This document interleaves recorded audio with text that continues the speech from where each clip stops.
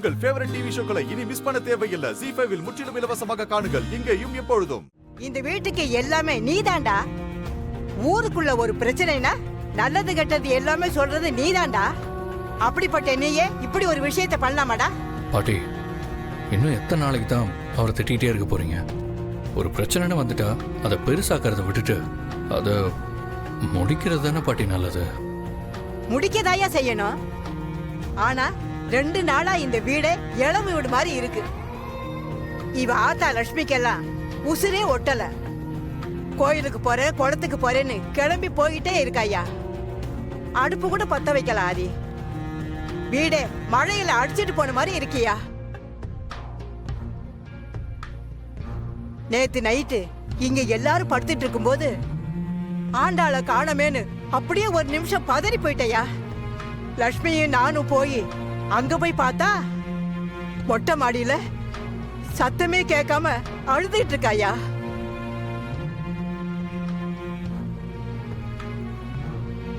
அவ மனசுல எவ்வளவு வலி இருந்தா தூங்காம கூட உக்காந்து அழுதுட்டு இருப்பா.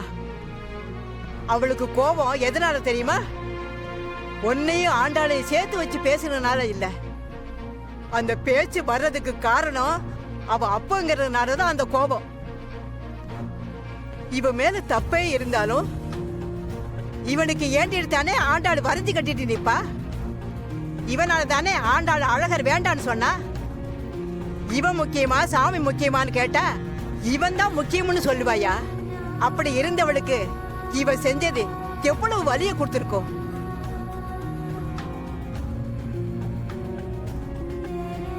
பாவையா ஆண்டாளு. அவ துடிக்கிற துடிப்பு, அவ படுற வேதனையும் எல்லாமே இவனால வந்தது தானே. சரி, ஏதோ நடந்தது நடந்துருச்சு. இதை இப்படியே விட்டுட்டு அடுத்து நடக்க போறத பாப்போம். நான் போய் அவகிட்ட பேசுறேன்.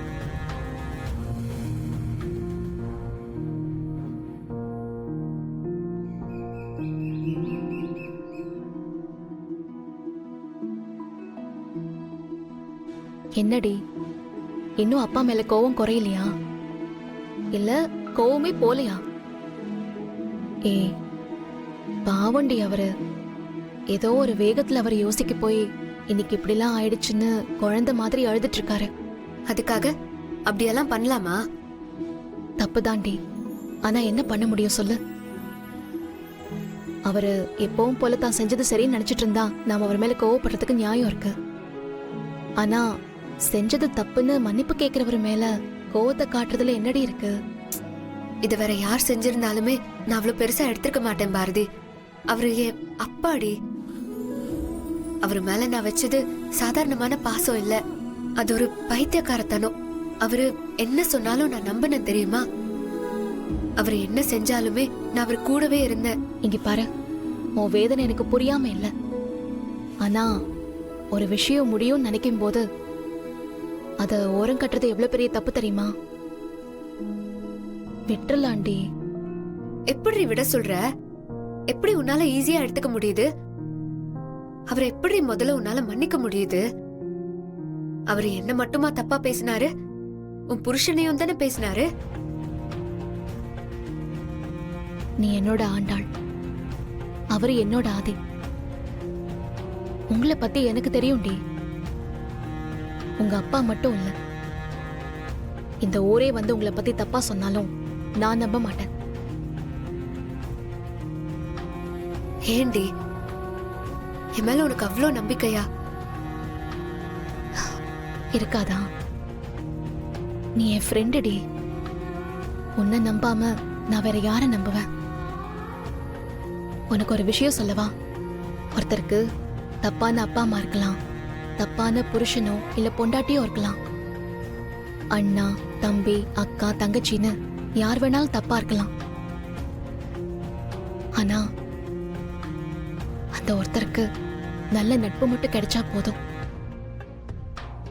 அப்படி கிடைச்சிட்டா அந்த எல்லா தப்பும் சரியாயிடும்டி.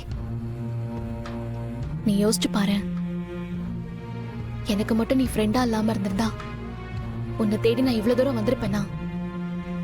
திரும்பவும் எனக்கு ஆதி கிடைச்சிருப்பாரா? நான் நம்ம ஃப்ரெண்ட்ஷிப்பை மட்டும் சொல்லல, ஆதியும் அழகருமே அப்படித்தானே.